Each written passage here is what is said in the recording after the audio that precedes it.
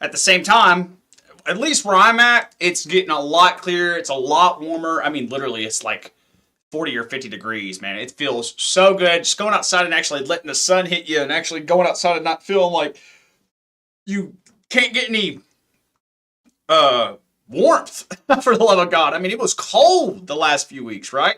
So that being said, let's go into this week very, very strong and with a lot stronger mindset, mainly just because, I mean, guys, this is where gratitude is cultivated. You know what I mean? Like, it's the biggest time for you to really realize, like, man, I just had something I really appreciate taken away from me, and now you get to have it back. Right? It's the same feeling you get after being sick for a little bit. You're like, oh, I'll never take this for granted again, right?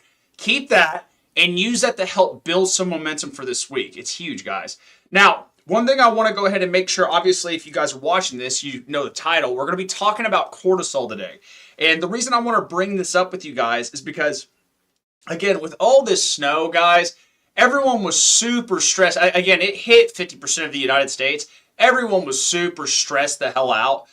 Which means your cortisol levels rose up. And so I want to go ahead and explain to you guys how we kind of attack that, because it does affect your fat loss journey pretty significantly. Cortisol is definitely a thing that's thrown out there quite a bit. It is something we need to be not worried about, but something that needs to be on our radar. You know what I mean? So that being said, the way I'm kind of going about this is, and where it affects you guys, is this is really just all about stress, right? How are we managing stress? And not only how are we managing stress, how are we letting stress dictate how we're going through our days on a day-by-day basis? That directly affects y'all's fat loss goals. I'm just letting y'all know that right now, okay? So let's go into cortisol. What is cortisol? Cortisol is a stress hormone. So what that means is, if you guys don't know much about hormones, there's all kinds of hormones in your body. They're basically the messengers of your body that tell certain processes to do certain things, okay? So for cortisol, some of the stuff it helps you do is it helps wake you up in the morning. So it's, again, this is not something, cortisol is not evil. I want to stress this, right? Funny enough, no pun intended. I want to stress this. Cortisol is definitely something we need. You don't want to eliminate cortisol, okay? We need to make sure we get that out, because I understand, like, a lot of people hear, oh, cortisol, I need to lower that? Okay, I guess cortisol is bad. Like, no, right? It is a thing of a matter of making sure we're on a good balance with cortisol. Most of us are running with chronic cortisol. And so, again, some of the stuff you guys use cortisol for on a day-by-day basis, again, cortisol is the main thing that wakes you up in the morning, right? So, like, when you go from sleepy to waking up, or, like, maybe you heard a noise in your house, and, like, maybe you're trying to go to sleep and you hear a noise in your house, and you go, what was that? A lot of that's adrenaline, but cortisol as well, okay? So, again, stuff that's super, when you're training hard, right? When you guys are working out hard, cortisol, right? And so, again, these are all stuff we need in our body. This helps us for survival, right? And cortisol is necessary for us to survive, right? Otherwise, we'd have all kinds of problems. But that being said, again, the problem with cortisol, and the reason it's brought up so much with fitness, is because it's not that most people have high cortisol. They have a high baseline of cortisol. So the best way I like to explain this is, it's kind of like when you're drinking water, right? If you don't drink a lot of water all the time, your body's going to hold on to more water weight, right? It's because it's learning that, oh, this person doesn't drink all the water we need all the time. I'm going to hold on to more in case we aren't getting a lot of water, right? Cortisol is the same way in the fact that your body is adjusting to your stress levels. And that stress can be physical, but it can just as easily be mental stress, guys. Your body does not know the difference between, I'm trying to think of two crazy examples, but like your body just literally doesn't know the difference between being chased by a bear, for example, or being chronically anxious about like money, workouts, you know, your job, kids. Like your body doesn't know the difference. It just understands cortisol. It understands you're going through stress, right? And so the problem with this is that cortisol also directly affects your fat loss. I mean, it's been shown to be linked with like higher fat storage, especially in your abdominal region, which is your gut. Okay, so straight off the bat, okay, higher cortisol levels, like chronic cortisol levels, is directly linked to higher fat storage. You hold on to fat more, which means it doesn't mean that a calorie deficit won't attack the body fat. It just means that your maintenance calories at which you're burning at is lower. So it probably means your metabolism is going to be slowed down, and that's a big effect. And it makes sense that that's what's going on, guys, because the signs of this are going to be like you always feel stressed, which of course cortisol is high. You always feel slightly tired, right? You don't ever feel like you're recovering. You feel like your nervous system never switches off. So like maybe you have a hard time going to sleep at night because you're thinking about what you got to do tomorrow. Oh, that's high cortisol, guys. All right. And now a lot of people are stuck in this state. So I don't want you guys feeling like you're completely out of the loop here. But like at the same time, we got to make sure that this isn't going to be something that's going to keep us stuck in the state. Can you still see results even though you have elevated cortisol? Yes, people do it every day, right? I'm sure that's me. But at the same time, I'm able to do it in a way where at least I can keep moving forward. That's the most important part. For a lot of people, this will shut you down, right? So not only is it going to make it harder for you to burn body fat, it doesn't make it impossible by any means. It just slows down the process a little bit for you. Or maybe you have to eat a little bit less calories. And again, there's so many different ways this goes about, because here's the thing, guys.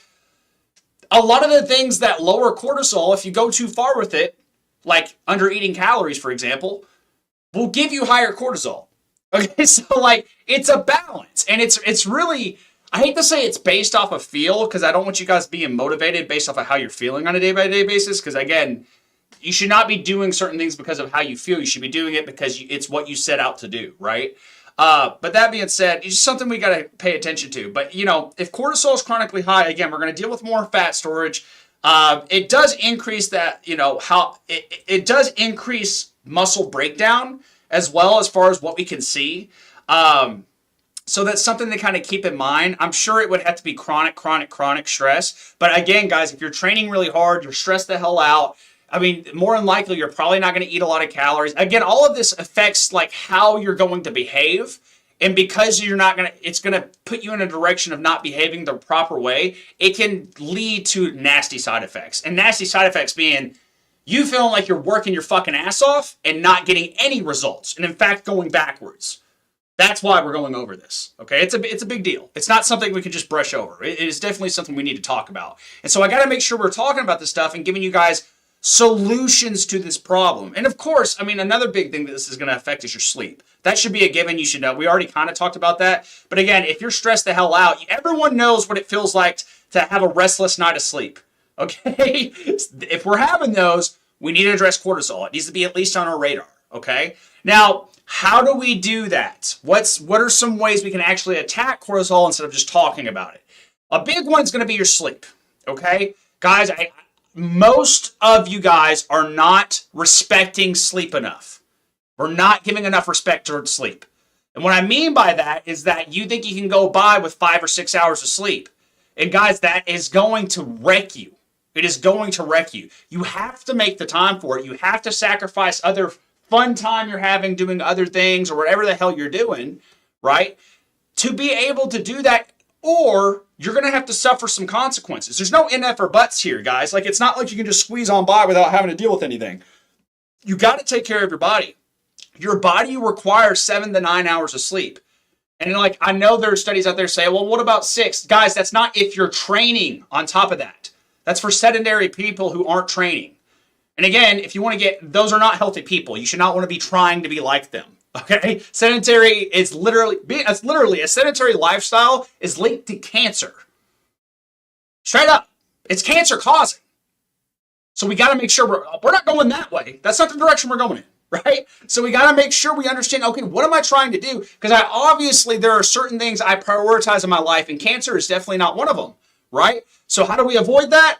7 to 9 hours, guys. Again, like, people are not respecting that. People are not respecting that. Like, again, they understand, oh, I know I need to work out. The number one thing people are respecting are workouts, and that's why people struggle too. I think people putting too much, one of the biggest questions I ask people the first time I talk to people in the DMs, right?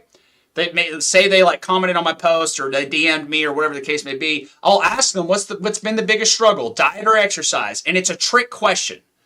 It's a trick question because I know if you say exercise, I know exactly what your problem is. It's diet. Whereas if you say diet, I know it's diet as well. But at the same time, at least I know I don't have to work on the mindset of that. Okay, so that is a full-on trick question. You know, not everyone's going to see that, so I'll go ahead and air that out. That is a full-on trick question. The reason I ask that is because it's always the case, guys. If you're trying to drop body fat and you haven't dropped it yet, it's always your diet.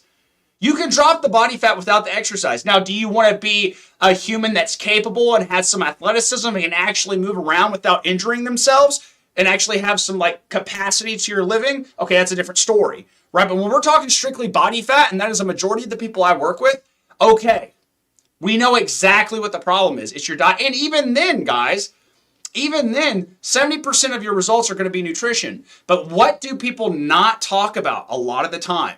They do not bring up recovery. They do not talk about stretching. They do not talk about sleep. It's some of the most important parts. Because if we don't get that part down, your hormones are going to be completely off check, and it's going to slow your metabolism down. You're going to feel tired all the time. You're going to be fighting an uphill battle. And why on earth would we be doing that if we don't have to? It's one thing if you have to for work reasons or whatever the case may be, but 9 times out of 10, if I get on a phone call with you and I work out your schedule with you, which I do with people all the freaking time, as any one of my clients, I've done it with almost all of them, okay? We find the time. You just got to stop telling yourself, I can't. You got to make sure you are prioritizing this above other things because this affects everything. Your fitness and your physical health affects everything. It affects your relationships. It affects your job. It affects how much money you make. It affects literally your ability to get out of bed in the morning. So let's not keep downplaying that. That's a big one, okay? Sleep. If we need work on that, now there's something, again, that's where time management comes into play, and we'll probably do a live stream on time management as well. I did go ahead and do some content on that because I think time management plays a big part into sleep, but that's for another day. Now, another big thing is energy availability. Now, this just has to do with the fact that like a lot of people will go balls to the wall with this stuff. I'm like this sometimes. So like some people will try and like, they want to see results faster, so they'll start under eating, or they want to see results faster, so they'll stay in the gym for way longer than they have to. And then that'll raise cortisol as well. Let's not do that, guys. Again, we just got to make sure we're staying to a consistent plan. And the plans will usually work as long as you're staying consistent, guys. You don't have to go balls to the wall. I made content on this earlier today that I'll be posting later this week. But all or nothing is going to get you stuck. Oh, I posted that today. Yeah, all or nothing is going to get you stuck. Okay, so we got to make sure we're not falling into that either. That's a big part of it. Cortisol raises.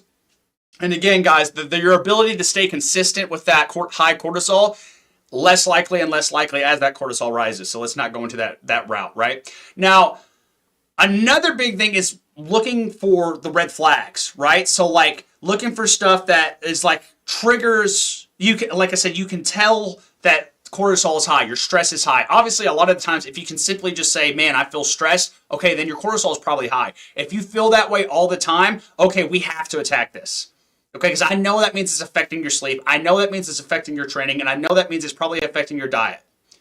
Right? So, like, again, this is stuff that people downplay all the time because they want to. I get it because I'm the same way. Like, you want to be like, oh, I don't want to be, no wimp or anything like that. Like, blah, blah, blah, blah, blah, this whole thing of just like trying to put it to the side because you feel like you're being lazy, but it's not lazy, guys. It's human biology, okay? Cortisol is high. It is going to be harder.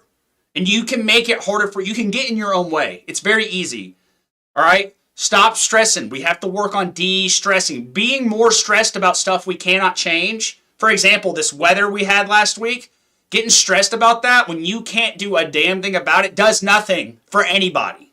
Doesn't make you feel better, makes you feel way worse, stresses you out, doesn't send you in the right direction, doesn't cultivate gratitude, it doesn't do anything good for you. So I don't know why we do it, right? It literally is not going to do a damn thing for you. We got to make sure we can't keep going down that route because you're just following rage. You're getting emotional. That does nothing. Does nothing for you. Okay? So, again, look out for the signs. And that again, when you're feeling these signs, make sure you're not going towards stuff that's going to increase it more, right? Like I said, guys, you feeling super exhausted and tired doesn't always mean you need more caffeine. That's a great example of this. How many of you guys drink more coffee or get an energy drink, or maybe you'll do pre-workout more than you need to because you're trying to get a crazy effect out of it because you aren't focusing on your recovery. You aren't getting enough sleep. You aren't drinking enough water. You aren't even stretching at the end of your workouts. Right? So why are we trying to get past that and skip past that when you know this takes more than that?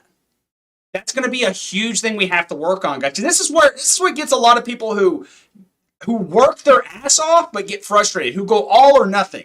People who put in a lot of work, but at the end of the day, they get in their own way. This is what it is. Okay, you're not paying attention to the full picture and you're not realizing, hey, this has to last a lifetime. So remember, we got to work on that, right? And so when those red flags arise, you start noticing those stress levels are chronically high all the time.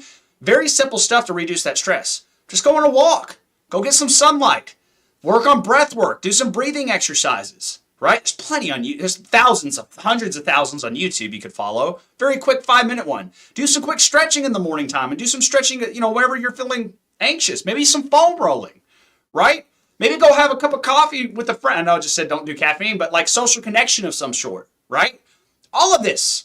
There's something. Go get a massage, right? There's so many different ways you can go about reducing that cortisol. But again, what a lot of people do is they feel that anxiety, they feel that stress, and instead of trying to reduce it, they get more stress and they try and fight it. And that's not going to help, okay? So we got to make sure we go towards the right things and we don't just take educated guesses with this. We are tracking the progress and making sure we are going in the direction we need to go into. Not just following some dude on YouTube or, even me. Like, again, guys, I give a lot of this advice, but I'm trying to give it to you from the framework of like, make sure you're integrating it into your journey, not my journey. Don't try and just mimic me. Right? That'll lead you to nowhere too.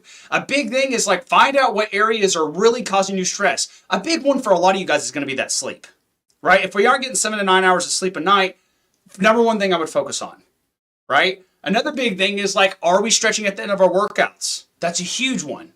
Foam rolling, huge one. I talk about a lot of these practices, but we have to implement them. We can't just talk about them, okay? So that's what I want us to focus on. If you want to reduce that cortisol, you want to reduce that fat, you want to reduce that stress, you want to reduce that fat on your belly, we need to work on that part, reduce the cortisol, okay? Make sure we're not trying to overtly stress about stuff we cannot change, right?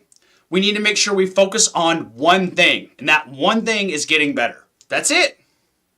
That's completely it, okay?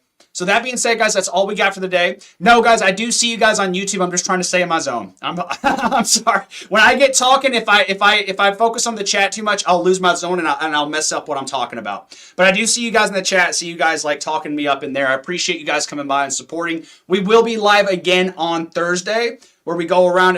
We are going to kind of throw this into the nutrition spectrum, so we're going to call this our nutrition one of the week. Next time, we'll talk something more, a little bit about workouts. I would love to bring up, cardio acceleration or superset training. One of those would be a really good topic to cover for you guys because it's how we reduce the amount of time we're actually working out in the gym while increasing the intensity. Very solid one. But I'll see you guys on the next one. Peace out.